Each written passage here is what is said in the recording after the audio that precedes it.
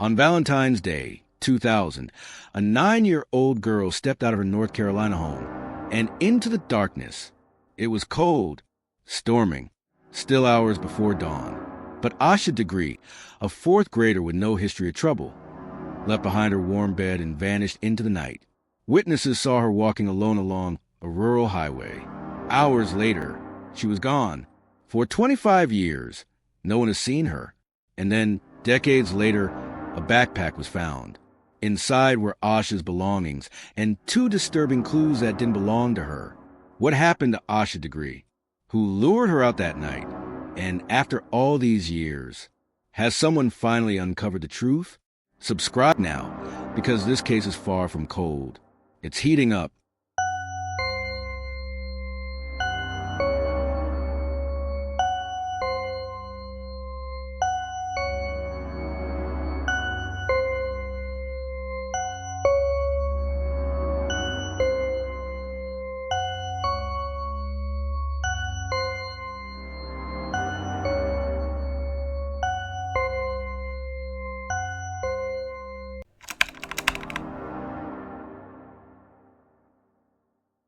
Before the headlines, before the heartbreak, there was just Asha, a shy, bright-eyed 9-year-old girl growing up in a quiet town called Shelby, North Carolina.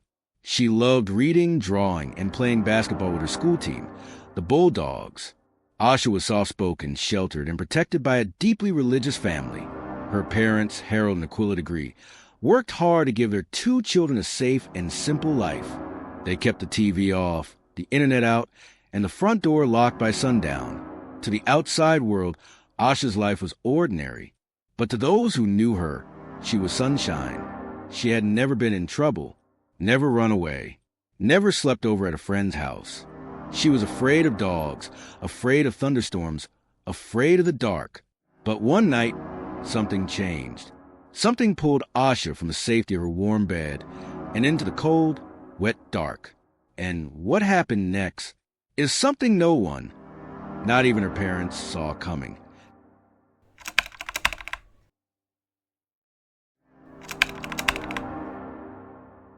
Asha had just come home from a basketball game. Her team lost, and the defeat hit her hard. She fouled out. She was frustrated, disappointed. But by bedtime, her mood had softened. She took a bath, read a Bible verse with her mom, and climbed into bed in the room she shared with her older brother, O'Brien. The house was quiet. A storm outside knocked out the power around 9 p.m. The wind howled. The rain tapped at the windows. But inside, the Degrees believed their children were safe.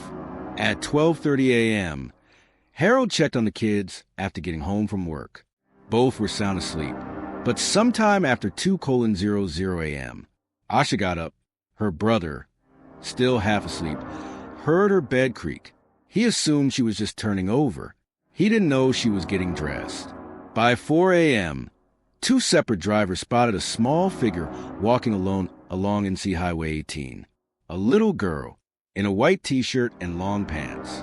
No coat, no bag, in the freezing rain. One driver turned around to check on her, but as his headlights swept across the road, the girl ran. She bolted off the pavement and vanished into the woods. No one chased her. No one followed. And no one ever saw her again. By sunrise, when her mother came to wake her for school, Asha's bed was empty. There were no open doors, no broken windows, no signs of a struggle. Her backpack, her piggy bank, even her favorite stuffed animals were all still there, all except for Asha. What would make a child, terrified of the dark, scared of thunderstorms, willingly leave home in the middle of a storm? And more importantly, where was she going? The search began within the hour. Police, neighbors, volunteers fanned out across Shelby. But they didn't find Asha. Instead, they found something else. Something small. Something strange. Something that changed everything. Within hours, Shelby was no longer just a small town. It was a search grid. Volunteers combed the roadside. Helicopters flew overhead. Dogs sniffed through woods and fields. But there was no sign of Asha until they reached the edge of a nearby tool shed.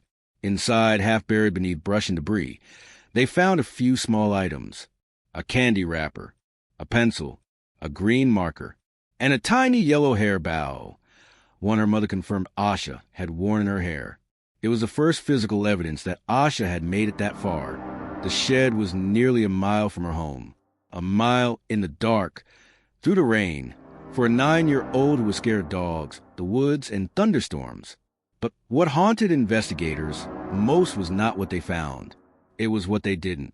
No footprints, no drag marks, no blood. It was as if Asha had walked there and vanished into air. For weeks, the trail went cold. Tips dried up, the posters weathered in the rain. And then, a year later, 30 miles away from that little tool shed, Asha's backpack was found, buried, wrapped in plastic. And inside were things that didn't belong to her.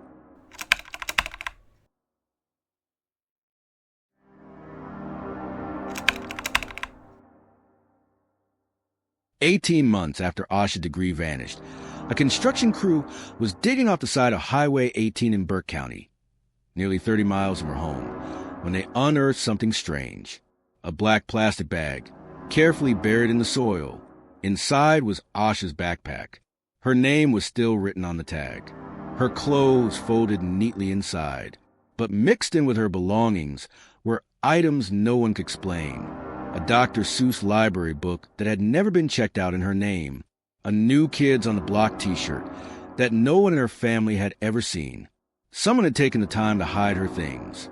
Far away, far underground, in a way that felt less like panic and more like a message. Who buried Asha's backpack? Why were there strange items inside? And what happened the year between her disappearance and that grave in the dirt?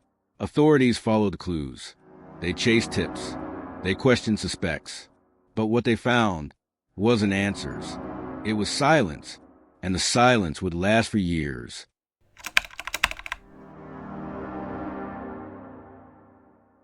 After the discovery of Asha's backpack, hope surged. For a moment, it felt like the case was turning. But it didn't. Leads came in, then dried up. Inmates claimed to know something, but gave nothing credible. Anonymous tips pointed to names, to places, to whispers in rural bars. And every time, investigators came up empty. In 2016, a new lead emerged. A witness came forward, saying they saw a dark green car, possibly a 1970s Lincoln or Thunderbird, parked along NC 18 the morning Asha disappeared. The FBI released a sketch. Billboards went up again. But no one ever identified the driver. No one came forward. And year after year, Asha's face faded further from the news, but not from her family. Every Valentine's Day, they march in prayer from their home to the spot where she was last seen, a mother walking the same path her daughter once did, hoping, waiting, and then, nearly 2 decades after Asha disappeared, something stirred. A sealed file, a strained connection, a name they hadn't seen before, and suddenly, the silence was broken.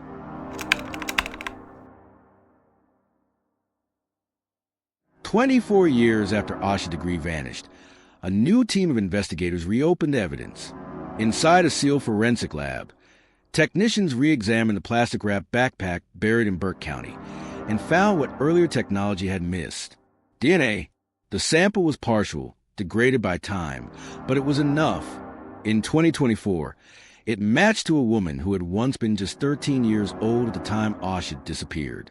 Her name wasn't public, but investigators followed the link to a local family, the Deadmans.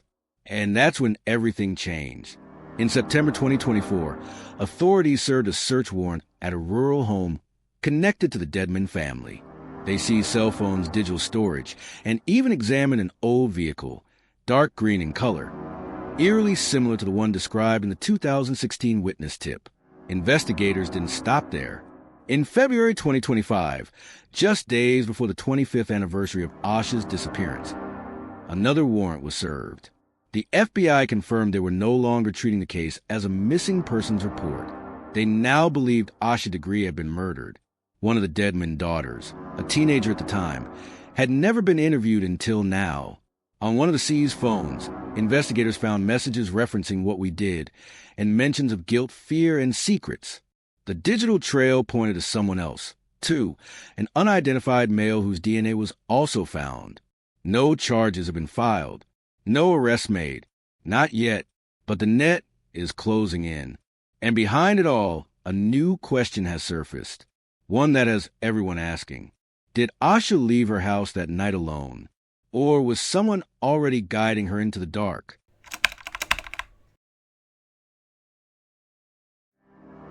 It has now been 25 years.